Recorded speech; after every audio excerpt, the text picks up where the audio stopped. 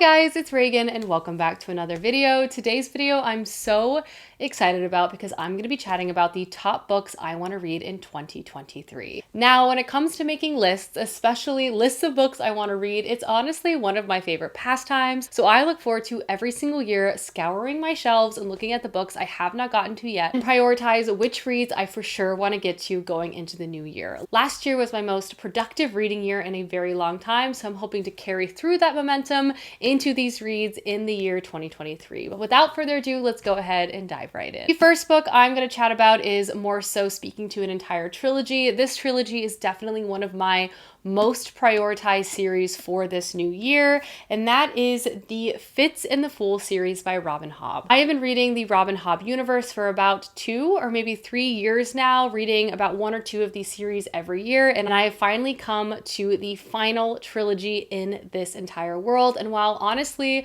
I'm heartbroken about that, because the Robin Hobb universe is by far and away one of the greatest things I have ever read. The fantasy world and the non-fantasy world is full of so many characters, incredible writing, and just such emotional stakes. I haven't been able to put any of these books down ever. So to finally kind of reaching the conclusion of this is really sad, but at the same time, I'm so excited to see how this is going to be wrapped up. I've heard incredible things about the Fitz and the Fool trilogy. I have a feeling it could grace my top 5 favorite fantasy series of all time. I hear it's emotional, I hear it's impactful, and I can't wait to be back in the world of the Fitz and the Fool, 2 of my favorite characters of all time. So this is definitely a priority series for me. I'm going to be slowly savoring this throughout the next year, and I feel like I'm going to cry so much. Speaking of series I want to prioritize next year, the next one is the Legends of the First Empire series by Michael J. Sullivan. I read the first 2 books of this series kind of near the tail end of 2022 and loved them. From the writing to the concept to just the overall vibe of this world, I could not put the first 2 books down. I fell in love head over heels, so I'm really excited to continue reading this going into 2023, and my hope is to actually read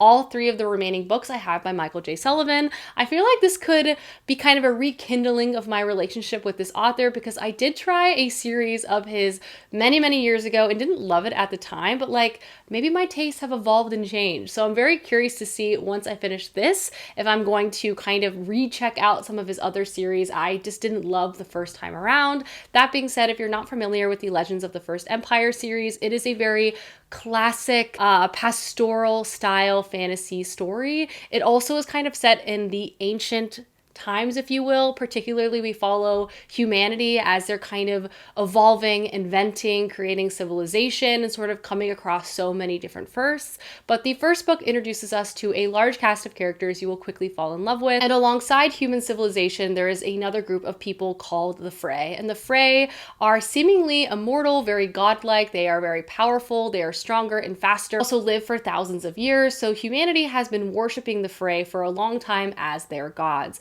But at the beginning of book 1, though, a human actually kills off one of the Frey, sort of upending this relationship and also calling into question a lot of different things. First off, the Frey themselves have their own political structure and are dealing with not only internal strife, but also trying to figure out, respond to this possible human threat. And humanity, on the other end, is trying to figure out, if you're not gods, who are you, and why should we be deferring to you any longer? Again, I just really loved the first 2 installments. This is book 3, but I'm really hoping to finish the entire 6-book series this year as well. The next series that is on my list is the Expanse series by James S.A. Corey. This explosive space opera series was one of my favorite reads of 2022 and 2021. I read a few books each of those years. At the point of filming this video, I am on book 5, and I just kind of want to continue to slowly read through the books of this series throughout this year as well. These are just so plot forward, so incredible, and just the perfect read and series for me when I want to pick up something that is just 100% plot and action. If you're not familiar, the Expanse series is sort of set in the near future. Humanity has expanded beyond the borders of Earth, and now there are governments set up on the moon, on Mars, and also on a series of space stations called the Belt. There's a lot of tension between these different groups, and at the beginning of book 1, it's quite literally a tinderbox just kind of ready to explode. James Holden stumbles on a piece of ancient alien technology technology, which sort of sets a lot of things in motion. The series is great because it's constantly fresh. We have main characters, but every book also sort of centers a new set of main characters in a new place with new and different types of jobs, different motivations and feelings. And I feel like this constant rotation and evolution of the narrative keeps the series feeling so fresh, and the plot, as I said, is so unbelievably explosive.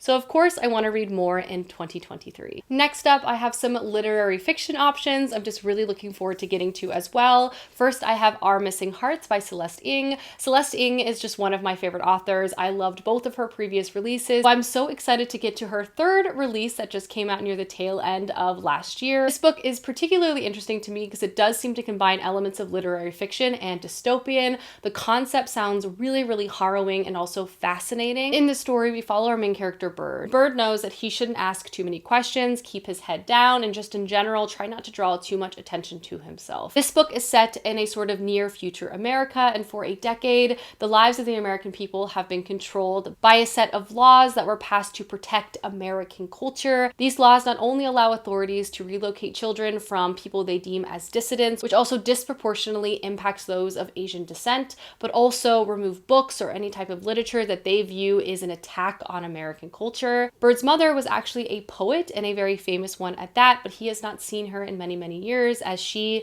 left the family and was also considered a threat by the government itself. But at the beginning of this book, Bird begins to receive letters from his mother, and he leaves to go on this journey of not only trying to find her, but I think along the way himself, but also his family history. This book is said to be an old story made new of ways supposedly civilized communities can ignore the most searing injustice. It is a story about the power and the limitations of art to create change and the lessons and the legacies we pass on to our children. I can't wait to read this book. Again, I'm a huge fan of this author, and I feel like this could be possibly a new fave for the new year. Next up, I have a book that's been on my TBR for way too long, and one I really feel like could also be a new all-time fave, and that is Exit West by Mohsin Hamid. This is a literary fiction story centering sort of a whirlwind romance, but I also think it has elements of fantasy, and particularly we basically follow two young people who meet, fall in love, and they live in a place that is kind of on the brink of war. As this conflict begins to escalate, they hear about doors that allow people to escape to new places, so they decide to escape to a new place together.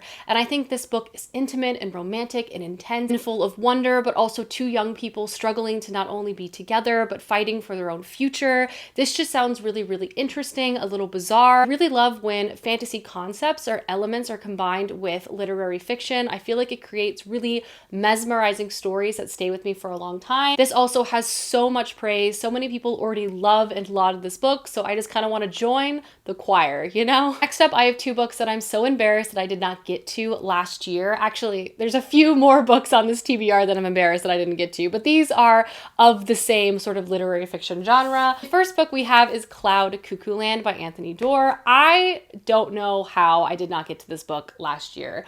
I really enjoy a lot of Anthony Doerr's other works. Obviously, All the Light We Cannot See is very beloved, but I've also read short stories by this man. I just like his writing. I have a feeling I'm gonna really love this story too. And conceptually speaking, this is a type of story I just in general love. It follows disparate characters, not just leading their own lives, but also living in different centuries, and somehow the stories become intertwined, creating a really fascinating tale. This book is first set during the siege of Constantinople. We follow a girl who lives within the city and a boy who's been kind of picked up by the army along the way, who's now forced to fight against the city too. But we also follow a boy in modern day who is researching something in a library, and somehow all of their storylines become connected. I feel like I'm gonna really like this book. I'm embarrassed I have not gotten to it yet, but hopefully this year will be the year I get to it. I feel like I read a lot more literary fiction in 2022, and it really worked out for me. So many of my favorite books of the year were these sweeping, beautiful tales. So I want to continue that,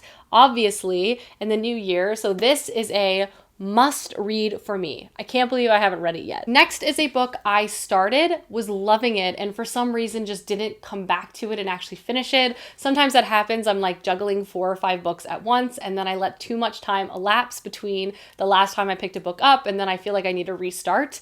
And that book I'm talking about is A Tale for the Time Being by Ruth Ozeki. I read the first like 150 pages of this and truly was blown away. This is a very heavy read, and I think at the time I was reading it, I wasn't quite quite in the right headspace for some of the triggering topics that are present in this. That being said, the writing was astonishing, the concept was incredible, and I was really gripped by this book right away. This is another book that kind of has two different timelines and interlocking characters and fates. It basically follows one of our main characters who lives in the Pacific Northwest, and she stumbles upon a lunchbox, comes on the shores of her home. When she opens up this lunchbox, she discovers the diary of a young girl who lives in Japan, and she believes that the lunchbox in the diary made her way all the way to her after the devastating tsunami which hit Japan in 2011. Once our main character begins to read this diary, she kind of becomes enmeshed in this young girl's life. She herself is struggling with being bullied, also struggling with feelings of deep depression and contemplating suicide, but she's also set herself on this quest to discover as much as she can about her own grandmother. All of these storylines become intermeshed, and we, the reader, almost become a main character within this book as well. Again, the first bit I read was amazing. I want to finish this book probably in the early parts of this year. I'm really sad I put this book down, but I'm also excited to get back to it. Next up, I have a few fantasy sequels I really want to read. First up, we have The Bone Shard Emperor by Andrea Stewart.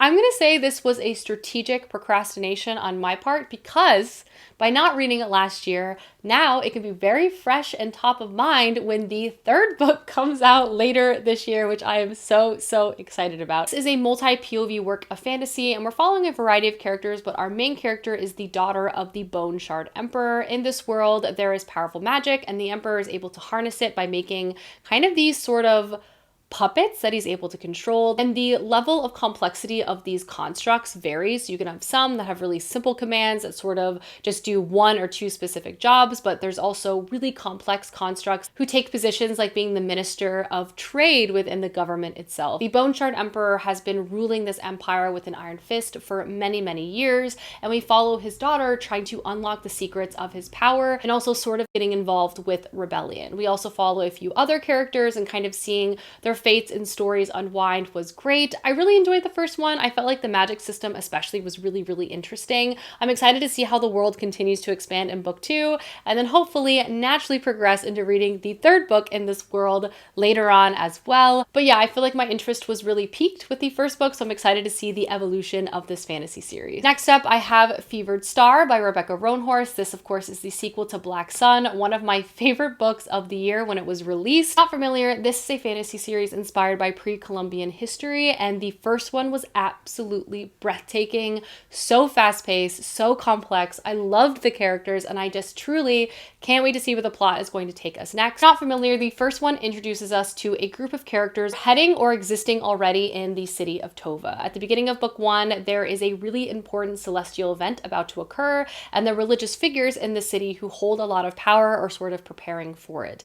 That being said, though, there's a lot of dissonance in this city as religion and the views of religion and the sects of religion are sort of evolving. Populace becoming more involved in areas of the religion that aren't sort of supported by the state, if that makes sense. We also follow a main character who has a certain special set of abilities that makes her a great ship captain. At the beginning of this book, she is hired to transport some very dangerous cargo, which she agrees. This cargo ends up actually being a person. And the story really begins to take off from there. It's so intense, and the character connections are truly incredible. I love the world that Rebecca Roanhorse was able to create, and she's also able to create a really fascinating and rich political world centered on religion. I really loved the first one so much. This book came out last year, and I'm so looking forward to reading it very soon. Next book I have to talk about is another fantasy series priority for the year, and that is reading Best Served Cold by Joe Abercrombie. I'm pretty sure this is actually a standalone, but the point and what this book is supposed to stand in to say is I really loved the First Law series by Joe Abercrombie, and I want to be sure to read more books of his going into the new year. This is like the next book in the order of books to read, but I also want to check out the other standalones and also his other trilogy. I just really love his writing and his characters. His grimdark worlds just create such fascinating situations. I never know how characters are going to react or act. I can't put them down. This book also centers a character or a connected character to some of my favorite characters from the First Law world, particularly a daughter. And I believe she is like a hired sword slash cutthroat, and she's hired for a complicated situation. And I'm really looking forward to see how it all plays out. I'm sure it's going to be brutal and bloody, and I truly cannot wait. Next up, I believe I have my only YA book on my list, and that is Children of Ragnarok by Cinda Williams-Chima. This is this author's new YA fantasy series, and I have been reading her books since middle school. I love her books so much. I've been reading her series for such a significant portion of my life. So obviously I was thrilled that she was coming out with a new fantasy series, and I truly cannot wait to read it. And this series is set after Ragnarok, the great war between gods and agents of chaos, which has also left the human world in shambles. In this first installment, we're introduced to 3 main characters, and I'm so excited because Cinda Williams-Chima's series are just known for having a huge cast of characters, so many different points of view from like different places, and you slowly see them come together full of angst and just wonderful character moments. And first character we're introduced to is Eric, and he is currently standing trial for the supposed murder of his parents. Innocent, but the jury is rigged, and he's basically been set up to be the fall guy for this crime. However, though, a powerful lord steps in and protects him and also his half-sister, Liv, who's also been accused in looking into outlawed magic. From there, they basically go on a quest and journey to locate a lost but very powerful temple of these said magic users. The other main character we follow is Reagan, who is a spellcaster, runecaster, and bard. She spends her days traveling from different alehouses performing for her master, who is a demon. Desperate to escape and also start a new life for herself, she jumps at the opportunity to also begin training at this very same temple that our other main characters are trying to travel to, and so begins a new series by this author. I'm so excited to see what unfolds. I feel like we've been in the Seven Realms kingdom for a very long time. This obviously is very high fantasy, but it seems to have more like Viking, Norse inspired elements to it, which I think is really, really interesting.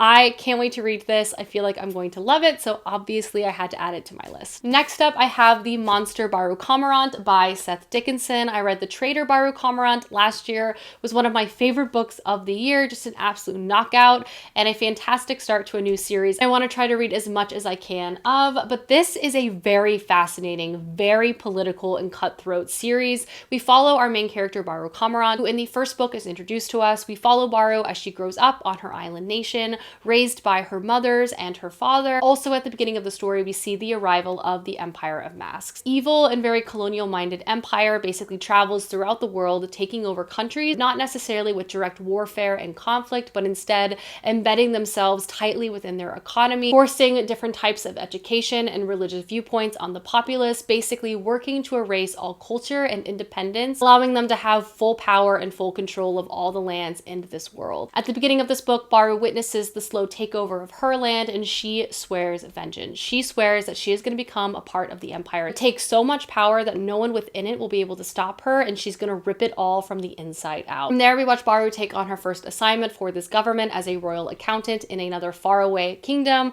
which has its own rebellion, and she's basically supposed to help the empire put this down. And again, this is an incredibly politically minded story. If you want a fantasy series that has a main character kind of like Tyrion Lannister or Glokta, this is the series for you. There's definitely action for sure, but this is much more a series that's going to be kind of blowing your mind with backroom deals and like slowly moving plots where you see everything sort of come together in really, really satisfying ways.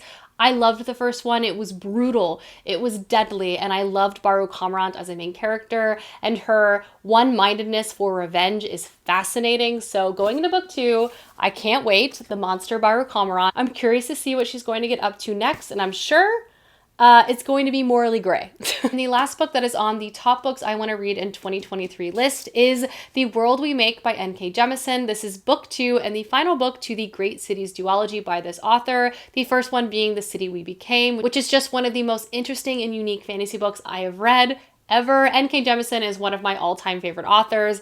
I've basically loved anything and everything that she's put out into the world. I just find her characters, her writing, her concepts just be incredible. So obviously, I'm really excited to read this final book to a new series by her. But if you're not familiar, this is a contemporary urban fantasy series, and it's set in a world where cities can become alive. After many, many years, centuries of experiences, cities kind of birth themselves into one singular personified individual, and they kind of exist as the city in living flesh. New York City is sort of on the brink of having this sort of birthing experience, but something happens that disrupts it, resulting in each borough instead waking up and being personified in each individual person. Now, all of these people kind of have to find each other and work together to fight against an evil force, which is this sort of blobby monster infecting not only the city, but the people living within it, feeding off societal ills and kind of growing stronger with each passing second. This book is a fascinating sort of experience. Not only does it just capture the spirit of New York City so well, the characters, the writing, everything about it was so gripping. I loved the first one so much, and I'm just really excited to see where the story is going to go within the final installment in this duology. I just love this author, and I just know I'm going to love this book too. Alrighty guys, those are the top books I want to read in 2023. Please let me know down below some books you hope to get to this year, as I would love to know, and I will see you soon with another video soon. Goodbye!